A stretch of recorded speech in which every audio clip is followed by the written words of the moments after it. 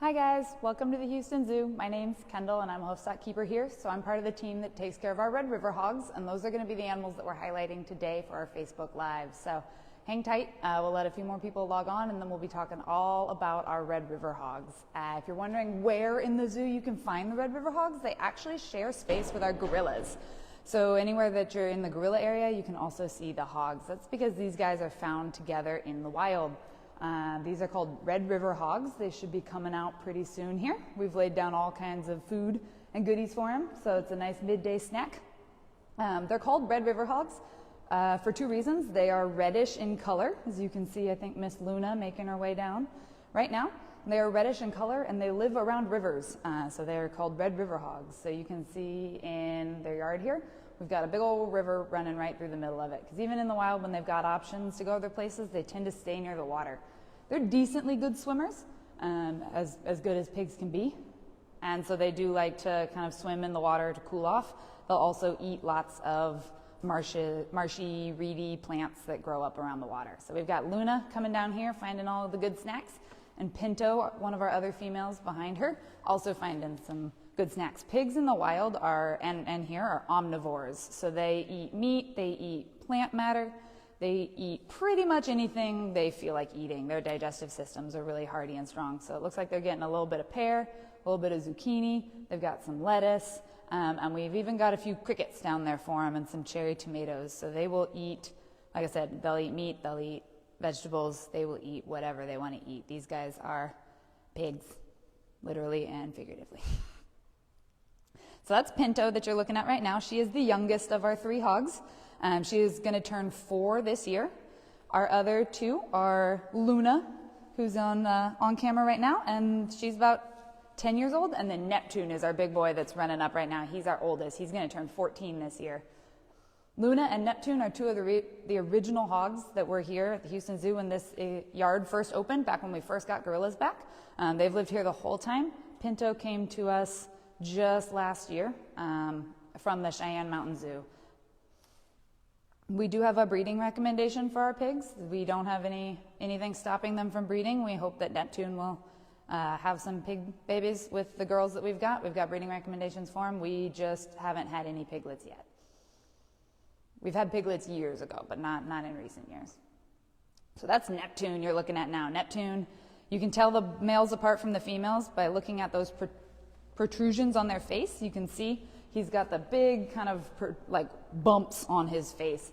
Those help him dig in dirt. They also help him defend his sounder, which is a group of what a group of pigs is called. So the males in the species, they kind of defend the females. The females live in large groups, anywhere from maybe 6 to 10 females at a time will live together, and they'll have one male that's kind of in charge of breeding that group and also defending that group of females. And so having the big face, big teeth, with those kind of bony protrusions on their face really help them defend themselves against things like leopards. Leopards are the biggest threat to Red River hogs in the wild.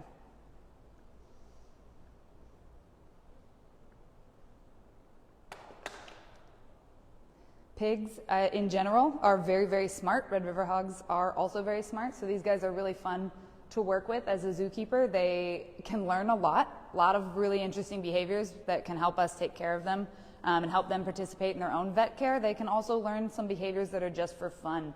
Luna is trained to blow bubbles in water on command when we ask her to. She will run over to her water bowl and blow bubbles in it with her nose when we ask her, and then she gets a little treat. So they're smart enough that they can pick up on some really helpful behaviors, and then we can also train them to do some things that are just for fun, for treats, so that it keeps their brains engaged, keeps their mind, working and learning new things each day. But they're also trained for things like allowing us to give them a vaccination.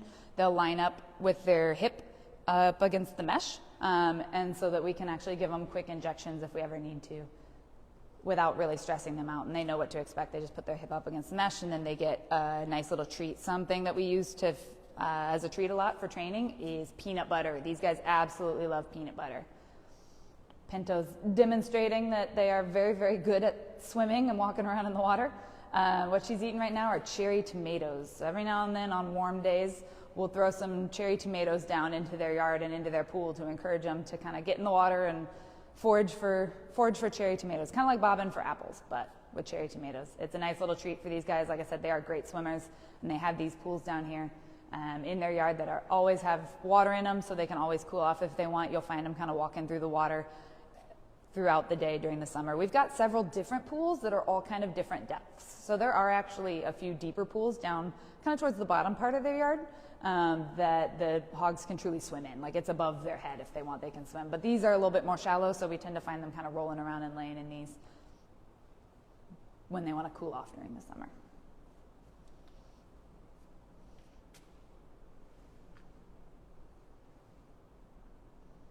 Luna is kind of the boss. I think y'all can see Luna kind of in the water still right now. And then Pinto is our less dominant female, but Neptune, our male, and Luna, our female, both think that they're the boss. And it's entertaining to watch them try to figure that out every now and then. They're both food hogs.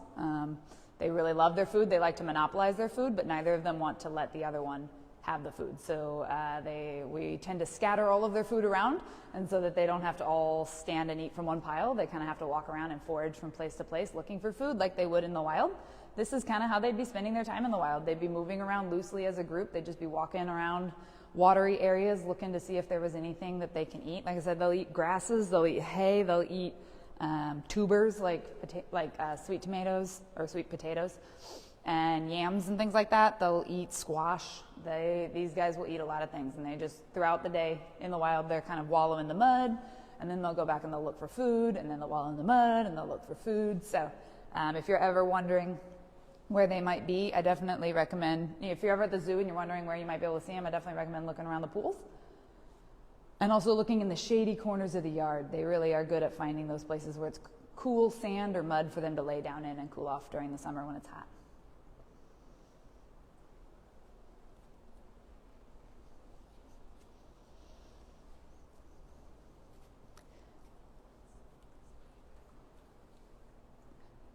So the digging around in the sand that you're kind of seeing Pinto doing right now, that's kind of her rooting in the sand. It's how they forage for food. They'll actually, the shape of their face works like a shovel. They can dig their nose in and just kind of push the dirt around with their noses. And so they'll root around in the sand and in the dirt, looking for anything that may be buried, looking for pulling up any roots, any bugs that they might want to eat. It's how they're going to be foraging for food in the wild. And again, that face shape that they have really helps them. These guys are excellent diggers. They don't use their feet as much the way that we imagine a dog digging. They'll use their faces, just kind of like a big old spade shovel that digs into the ground and then scoops out dirt. So one of their favorite things, we can give these guys lots of different kinds of enrichment. They are smart. They like to interact with a pretty wide variety of toys and objects and things that we can give them. But one of their favorite things is honestly just dirt and mud piles that they can roll around in because they love to dig. They like to dig areas for themselves to lay down in. They'll like to dig kind of a little bed for themselves. They also just like to dig and find new smells and roll around and stuff. So any new substrate that we can ever get them, any kind of new sand or dirt, anything that they like, we'll just make big piles of it and let them dig around and root around in it during the day.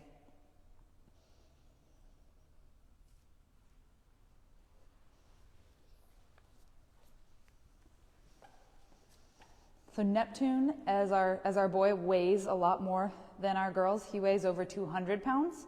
The girls are a little bit closer to like 150, 175. Again, his job in the wild would be defending the girls from predators. So he's a little bit bigger to kind of make him a little bit more formidable. Luna's pretty much her full size. Pinto's still growing, so she's definitely significantly smaller.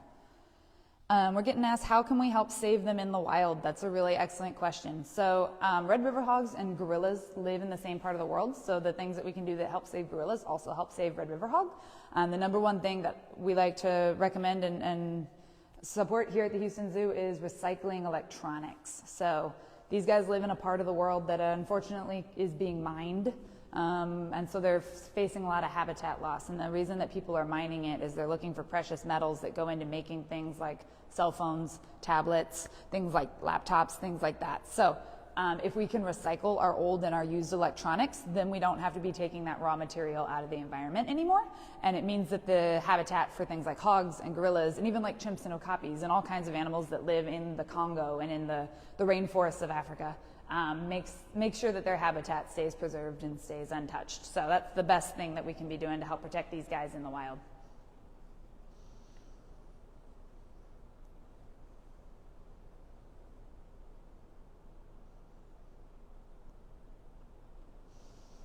So if you're ever wondering how to tell our 3 hogs apart, Neptune's our male. He's got those big bony extensions on his face. He's got the darkest face. Luna is our biggest female. She's a lot more red in color.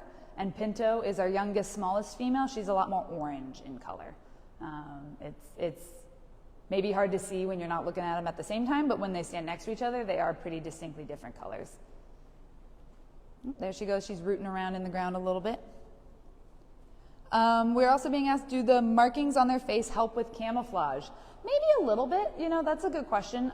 It definitely seems to be different for all the individuals. They all have their own kind of individual face markings, so it might actually have more to do with them identifying each other and telling each other apart than camouflage, because these guys really are mostly just camouflaged with the ground and the dirt and the kind of the red clay around the rivers that they live in.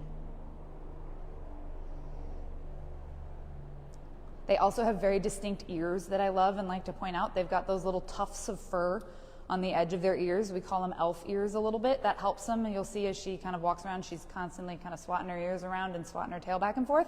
That just helps stop flies and other biting insects from being able to land on her. And those little tufts just give her ears a little bit more reach, but I think that they're cute. Neptune's got very, very long ear tufts.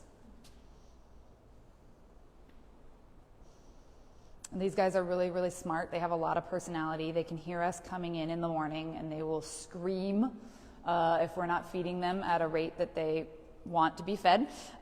They can make some very, very loud noises that sound, honestly, a little bit like a human screaming. It's sometimes unsettling, and they will just sit there and scream at the top of their lungs while staring at us very calmly as we stand outside and wait for them to stop screaming so that we can actually feed them.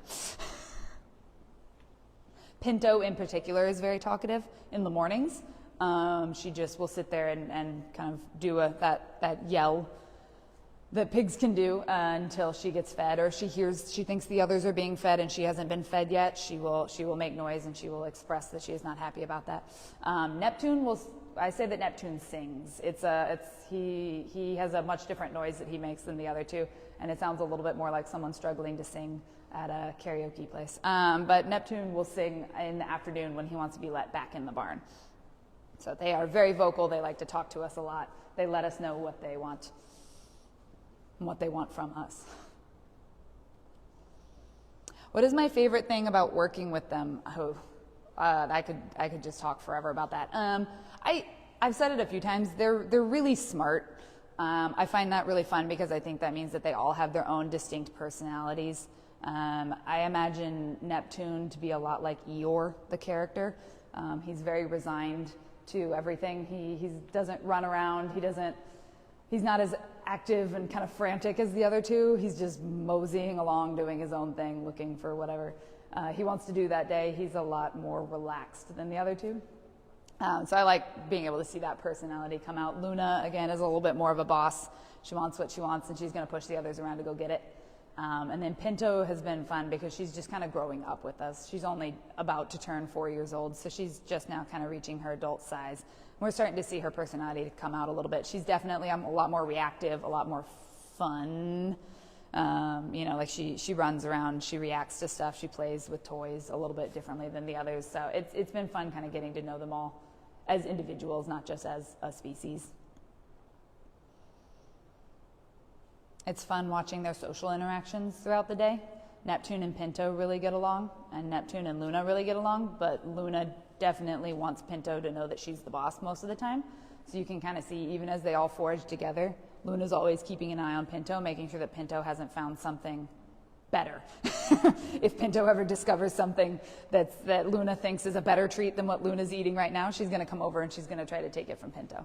Pinto's learning to be a little bit less of a submissive pig. So we're getting asked what their names are. Yeah, so Pinto is the hog that you're seeing on camera. I believe that she's named after a pinto bean because they're very small when they're born. So her name's Pinto. She's our youngest. And then currently our big male is named Neptune. like the planet Neptune, and then our oldest female is Luna. She's in the water, so Luna like the moon. Luna is our most dominant female. Neptune is our only male, and then Pinto is our youngest. So it's the three of them. This is a pretty normal social grouping for what you'd see in the wild. You'd see kind of one male with a group of females that kind of travel together. Those females would eventually have offspring. That offspring would grow up a little bit and then probably disperse to find their own groups. They don't necessarily stay in that same group forever once they grow up. These guys do share space with our gorillas. Every now and then we do see the gorillas come down and interact with the hogs. But for the most part, they leave each other alone. Neither species is particularly territorial towards the other, and in general, we don't see them interact too much.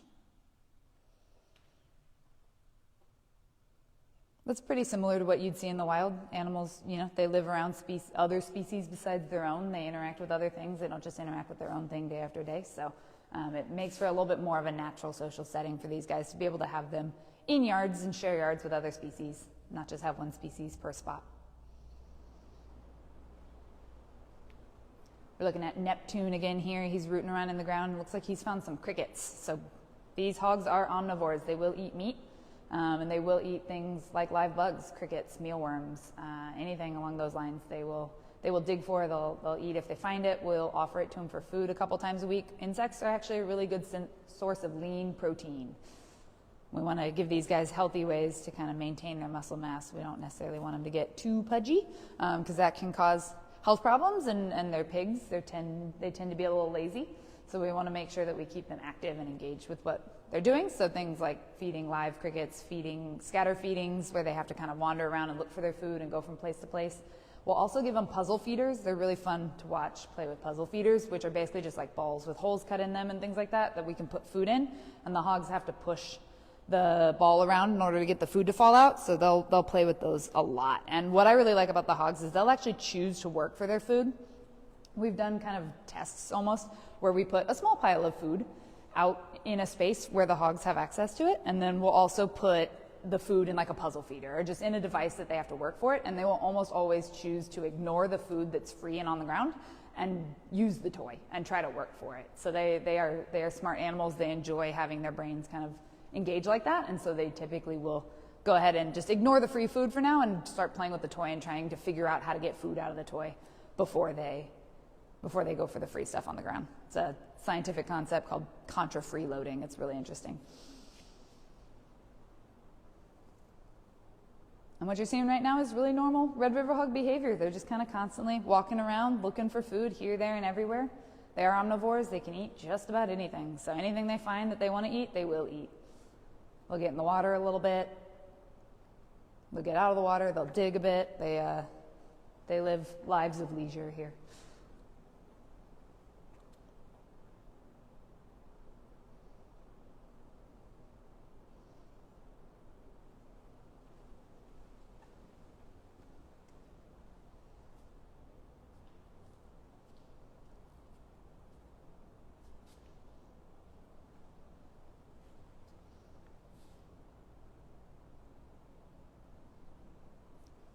Apparently, whatever Neptune found in that log earlier is still there.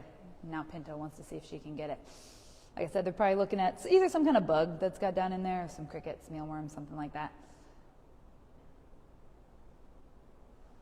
These guys have a terrific sense of smell, like probably better than a dog's. They are really, really, really good at smelling. And so anything that they find, they're finding through their sense of smell. They've got eyes, they can see, but they can definitely smell a lot better than anything else.